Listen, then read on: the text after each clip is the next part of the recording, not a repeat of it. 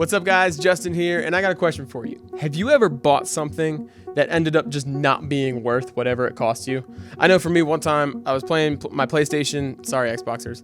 I was playing my PlayStation, and the controller just started breaking. Like the X button, the one you use the most, go figure, stopped working completely. So what I did is what you always do: is you go to Just Press Play and you look for new controllers. And so I got two new new. They were labeled lightly used. I got these two new controllers, and I brought them home, and what Just Press Play failed to disclose to me was that they were lightly used apparently by giants, because within like 2 weeks, all of the buttons, not even X, all of the buttons just stopped working, which was great. But that was time for me that what those controllers cost me, which gamers, you can feel my pain here, it cost me a lot, and it wasn't worth it at all, right? Maybe you can understand that feeling, right? But it's not even just transactional. It's not even just money or things that you trade. Sometimes, maybe for you have a friendship, and you very early on in this friendship started to feel a tension where it's like, if I don't do certain things or behave certain ways or say certain things, this friendship isn't like it wavers, and so you start to count the cost. You start to do things that you know you shouldn't do, or you say things that you don't really agree with, but you got to say it to keep the friend, and then maybe you look back and say, man, that wasn't worth the cost. And today we're actually looking at a story of a guy named Peter. Well, he's actually introduced to us as Simon. This is something I've been thinking about. He's introduced as Simon, and then he's called Simon Peter, and then he's just called Peter the rest of the time. And so, was Peter his last name? And I actually want to open up to the book of Luke chapter 5 together, and I want to look at the story of when we're first introduced to Simon Peter, and talk about the cost for Peter of following Jesus. So open up Luke chapter 5, picking up in verse 1. Here's the story. One day, as Jesus was preaching on the shore of the Sea of Galilee, great crowds pressed in on him to listen to the word of God. He noticed two empty boats at the water's edge, for the fishermen had left them and were washing their nets.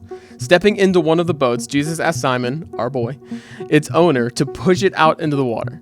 So he sat in the boat and taught the crowds from there. When he had finished speaking, this is Jesus, he said to Simon, "Now go out where it is deeper and let down your nets to catch some fish." "Master," Simon replied, "we worked hard all last night and didn't catch a thing.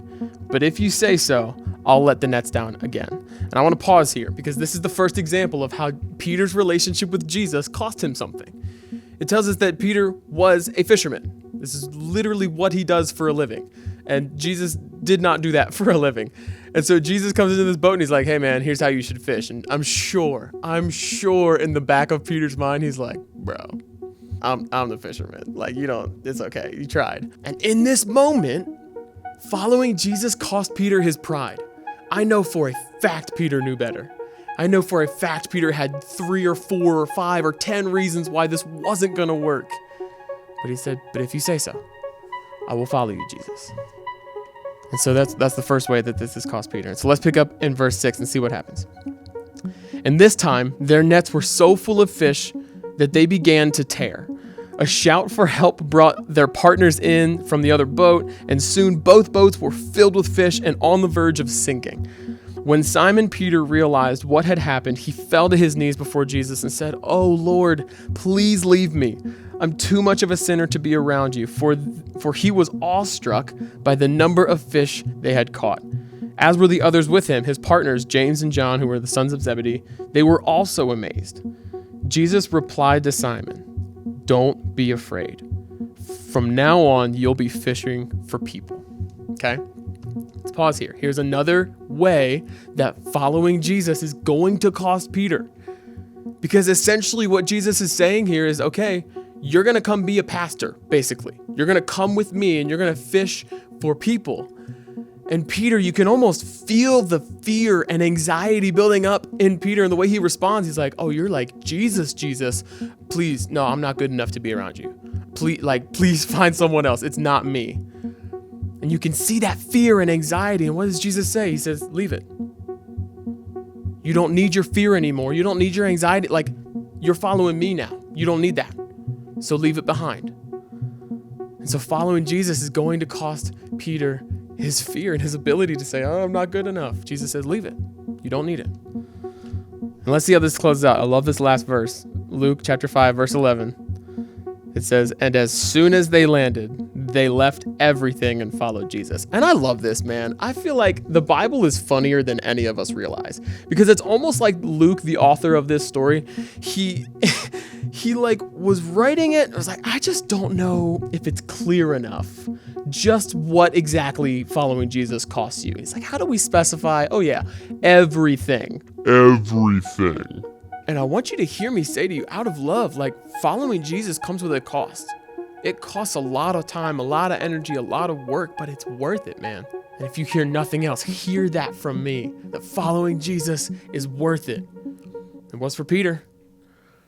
And as I say that, and as we kind of wrap up today, there's likely 3 of you and 3 groups of people. There's more than just 3 of you, but there's 3 groups of people probably listening to this right now.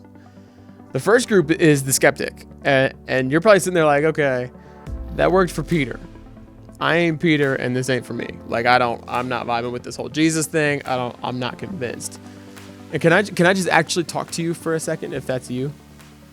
Can I just tell you how stoked I am that you're here? And that you're a part of our family, and I mean that, because you don't have to think like us, talk like us, believe like us to be a part of this family. You're here, you're in this family, and I'm so grateful that you are. Because you add so much value to this family. If we all think the same way and see things the same way, there's no room for tension or growing.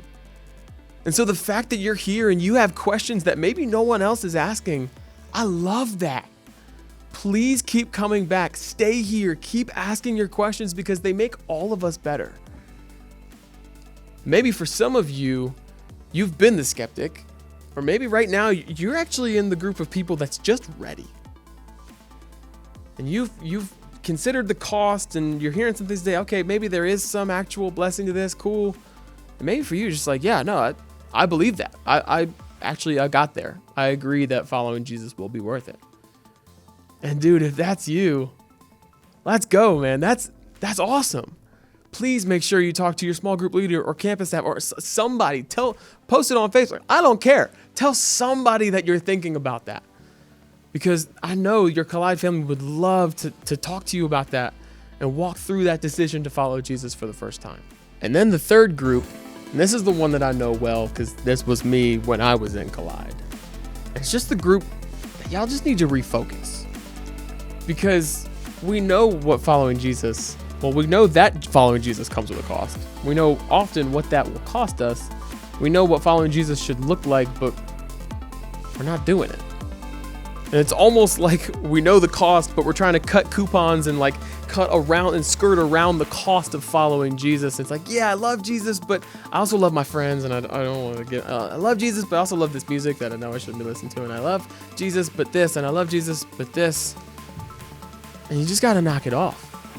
You got to stop cutting coupons and trying to get around the cost of following Jesus. Because if there's one thing I know, it's that the more wholeheartedly you pursue Jesus, the more wholeheartedly you will receive the blessings that God has for you. So I don't want you to miss out on those blessings just because you're afraid to put in some work. So quit cutting coupons and get in, jump in and put in the work. Here's the thing though, guys. No matter what group you would say that you're in, I want you to keep processing this and thinking about looking back on the story of Peter and saying, okay, why is following Jesus worth it for you? And kicking that around and processing and figuring out what following Jesus looks like for you. Because I promise you, the following Jesus is worth it. I love you guys, and we'll see you next time.